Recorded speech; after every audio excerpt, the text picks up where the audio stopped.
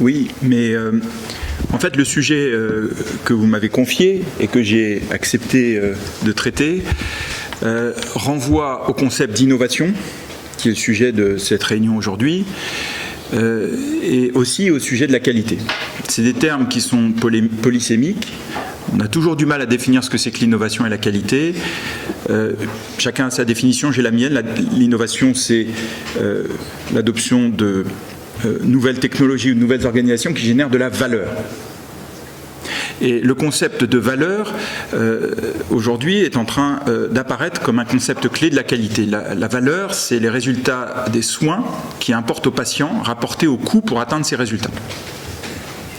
On sait aujourd'hui, avec près de 50 ans de médico-économie, comment mesurer des coûts. Mais aujourd'hui, la santé est un des seuls secteurs où on a encore du mal à mesurer les résultats, parce qu'on n'est pas d'accord sur les critères de mesure des résultats. Et donc, le sujet d'intégrer l'erreur dans une démarche qualité est un sujet qui implique, implicitement, de comprendre ce qu'on entend par succès en santé. Comment définir le succès en santé? Un chirurgien visionnaire, Ernest Amory Codman, a apporté une réponse.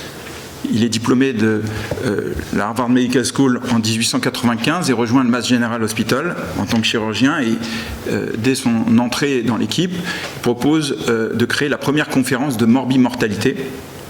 Et quelques années après, il se voit rejeté de l'équipe et perd tous ses titres académiques parce qu'il a proposé d'évaluer la compétence des chirurgiens sur la base des erreurs commises et de pouvoir organiser un programme de formation de manière à, d'une part, documenter ces erreurs, les analyser et, par itération successive, les réduire. Une fois sorti de l'hôpital, il crée son propre hôpital qu'il appelle le End Result Hospital, l'hôpital du résultat final. Il rend public ses résultats et constate sur près de 300 patients que près de 33%, un tiers, comportent des erreurs qu'il documente et il arrive à cette conclusion qui est que finalement chaque chirurgien, chaque praticien a le devoir de suivre son patient suffisamment longtemps pour vérifier le succès, c'est-à-dire le bénéfice thérapeutique pour le patient. Et si ce bénéfice n'est pas atteint ou pas suffisant, il faut être en mesure de dire pourquoi et comment y remédier.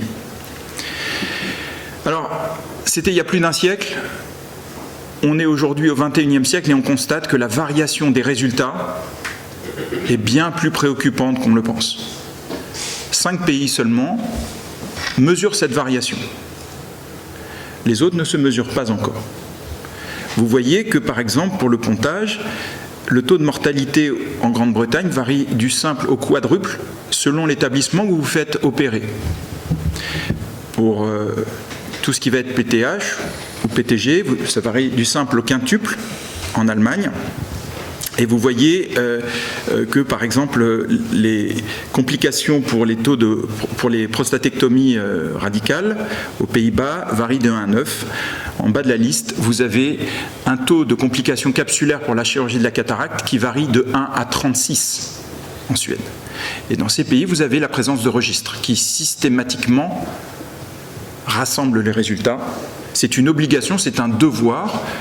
Ces registres sont payés par la puissance publique et le devoir du praticien est de faire remonter à la puissance publique les résultats, c'est-à-dire le bénéfice thérapeutique pour le patient mais pour la société également. Il y a également une divergence des perceptions des résultats selon que l'on est à la verticale au chevet du patient ou bien qu'on est allongé dans le lit. Vous voyez ici pour le cancer de la prostate, après radiothérapie, la perception du praticien en bleu et du patient en rouge pour tous les effets secondaires comme la fatigue, la douleur, les diarrhées, la libido, l'impotence.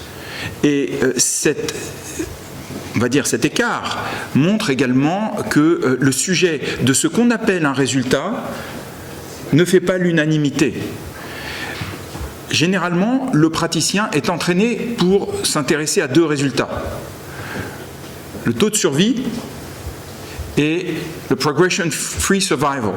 Donc tout ce qui va être la progression de la maladie. Ce sont, par ordre de, on va dire, niveau d'importance, les deux grands critères que l'on considère, notamment en oncologie. Et on voit de plus en plus émerger des critères qui sont des critères de qualité de vie, de score fonctionnel, et les médecins doivent de plus en plus en tenir compte. Mais dans la critériologie, on voit qu'il y a quand même deux grandes écoles.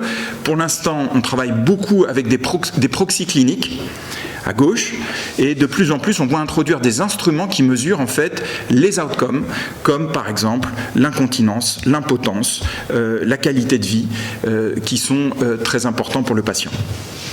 Il y a d'autres paramètres qui montrent qu'il y a aussi un fossé, qui se creuse, un fossé culturel dans la perception, c'est que sur 4 essais, par exemple, en oncologie, vous voyez que le taux de non-remontée de complications des médecins peut varier entre 41 et 74% selon les études randomisées en double aveugle, prospectives, pour le cancer du sein, pour le cancer colorectal, pour le cancer de la prostate et le cancer du poumon.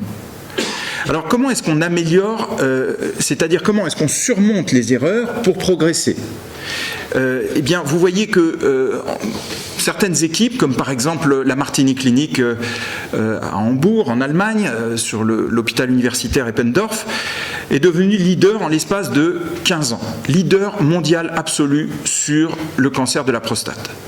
Voilà les statistiques qu'ils rapportent par une mesure systématique de leurs résultats. La Martini Clinic à gauche ou à droite, et la moyenne de tous les hôpitaux allemands pour l'incontinence sévère, le sepsis, vous descendez jusqu'en thrombose, vous voyez en fait le gouffre qu'il existe en termes de variation. Comment font-ils pour avoir aussi peu de complications et un taux, on va dire, de qualité de vie et de score fonctionnel aussi élevé? Eh bien, c'est simple. Il s'auto-évalue de manière systématique. Chaque patient fait l'objet d'une mesure complète de différents critères, avec également beaucoup de questionnaires sur la qualité de vie et les scores fonctionnels. Les scores sont nominatifs, ils débriefent leurs résultats entre eux et par itération successive, ils progressent, ils apprennent les uns des autres, ça crée un esprit d'équipe, ils défendent également leur réputation qui est objectivée par le service médical rendu. Ce qui est intéressant sur la prostate, c'est que le taux de mortalité n'est pas discriminatoire entre les équipes.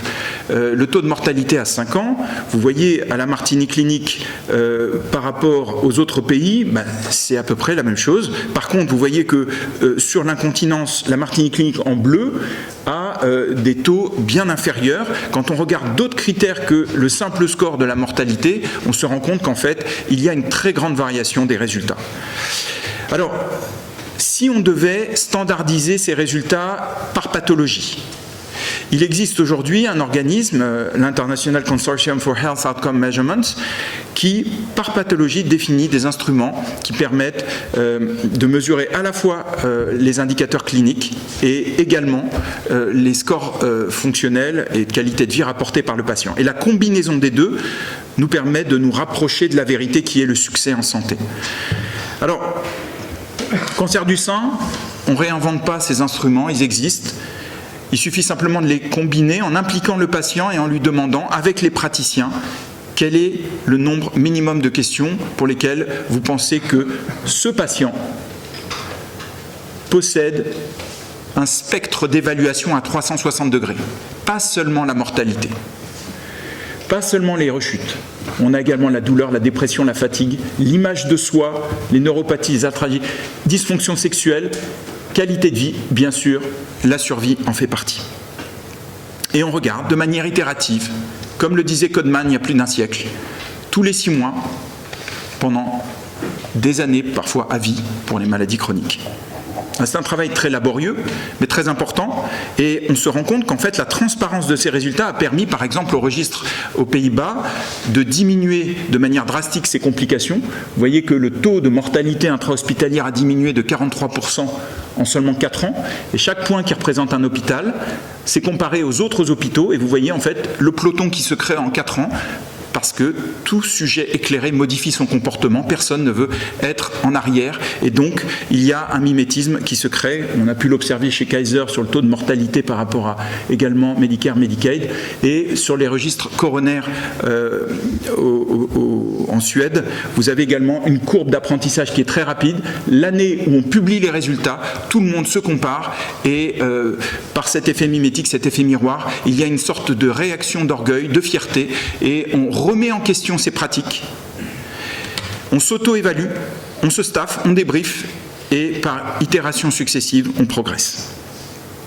En Suède, vous avez cette expérimentation qui a permis en 2 ans, pour la prothèse de hanche, de genou, pardon, de diminuer en 2 ans seulement de 18% les complications, les réinterventions de 23%, le coût par patient et également les arrêts de 17%. Alors comment aujourd'hui ces résultats sont rendus transparents? En Grande-Bretagne, le National Health Service met en ligne sur son portail MyNHS les résultats du registre pour l'orthopédie, et vous avez en fait à la fois des données de qualité de vie ici, on classe les hôpitaux, on crée des quintiles pour segmenter en fait et hiérarchiser les outcomes qui sont bien sûr ajustés au profil de sévérité du patient, ce qui est la base de la comparaison évidemment, et ce risk adjustment est réalisé par des indicateurs cliniques. Aux États-Unis, Medicare Medicaid a mis en place également en ligne un site qui s'appelle hospitalcompare.gov qui permet aussi de comparer sur la base de complications les hôpitaux, également le taux de réadmission non programmé, le paiement également et la valeur générée. Là, c'est sur par exemple l'AVC, vous vous rendez compte que certains hôpitaux dans la région de Boston, comme le Mass General, pour faire un clin d'œil à Ernest Amory Codman, ont des taux en fait de réadmission non programmée supérieurs. Ça peut être simplement parce qu'il y a un sous-staffing et qu'il y a 1 ou 2 personnes qui sont en arrêt, en congé, et qu'il faudrait simplement peut-être regonfler l'équipe et réorganiser les choses. En France, on a créé pour la première fois, il y a 2 ans, la première expérimentation de mesure des résultats pour la chirurgie de la cataracte, qui est la chirurgie la plus pratiquée en France. On se rend compte qu'en fait, et ça c'est des données publiques, que le taux de recours pour la cataracte varie du simple au double selon le département où vous vous trouvez. Alors on prescrit plus ou moins la cataracte, mais on est incapable de dire s'il y a surprescription ou sous-prescription, tout simplement parce qu'on est incapable, à ce jour, de mesurer le service médical rendu pour le patient. Si on était capable de mesurer le service médical rendu pour le patient, en l'interrogeant à travers un outil standardisé, alors on pourrait dire si on sur- ou sous-prescrit la cataracte. Donc, cette logique, en fait, nous a amené à utiliser un instrument standardisé qui est l'instrument iCHOM, qu'aujourd'hui plus d'une centaine d'hôpitaux utilisent dans le monde, ce qui crée un registre mondial. Et on compare 9 questions qui portent sur le quotidien du patient. Est-ce que vous arrivez à reconnaître le visage des gens que vous croisez, à lire dans un journal de 1 à 4, et vous avez un score préopératoire en orange et un score post-opératoire en bleu. La différence entre le score post-op et pré-op mesure le résultat des soins, c'est-à-dire le degré de succès de la chirurgie et son bénéfice thérapeutique pour le patient. Ce résultat est partagé avec le patient. Le patient apprécie, évalue également le bénéfice au quotidien que la chirurgie lui a procuré. On est bien, vous pouvez remettre il y a une erreur de truc. C'est bien poste en bleu. Oui, c'est une erreur. Oui, d'accord. Je vous prie de m'excuser, c'est une erreur. Non, d'accord.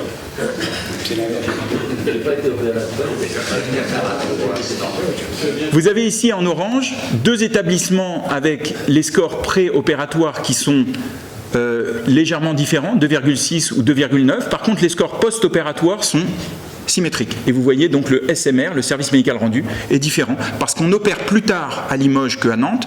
Limoges est un désert médical, il y a moins de chirurgiens et donc les patients attendent plus longtemps avant de se faire opérer, ils s'habituent à leur handicap et leur vision est plus dégradée. Ce qui veut dire qu'en fait le résultat final est symétrique à Nantes et Limoges. Par contre, l'instant où on opère est différent. Est-ce qu'on opère trop tôt ou trop tard à Limoges? Eh bien, c'est bien sûr un choix difficile à résoudre. Les praticiens décident de se comparer et de déterminer collégialement quel est le bon instant pour opérer. Quand des scores sont très élevés ici avant la chirurgie, eh bien, on pense qu'effectivement le service médical rendu risque d'être faible, voire insuffisant. Et s'il ne devait y avoir qu'une seule conclusion empirique, c'est en fait de définir de manière prospective quand est-ce qu'on doit opérer. Si on a, par exemple, on opère un patient avec une baseline inférieure à 3, la probabilité d'atteindre un service médical rendu important est de 93%, et si on l'opère avec un score préopératoire de 3,5, alors le SMR risque d'être dans 92% insuffisant. Pour conclure, vous avez la posture de l'obligation de moyens, où le chirurgien est souvent très satisfait des moyens qu'il a mobilisés. Et cette posture nouvelle qui est en train d'apparaître, c'est-à-dire une posture d'obligation de résultat. Qu'on le veuille ou non, cette ère du résultat est en train d'apparaître. Il vaut mieux s'y préparer. Et je pense que c'est important aussi de voir qu'en France, il y a une volonté de la part de la chirurgie française, en tout cas, de démarrer des pilotes, des expérimentations, également pour améliorer le service médical rendu et le bénéfice thérapeutique. Je vous remercie.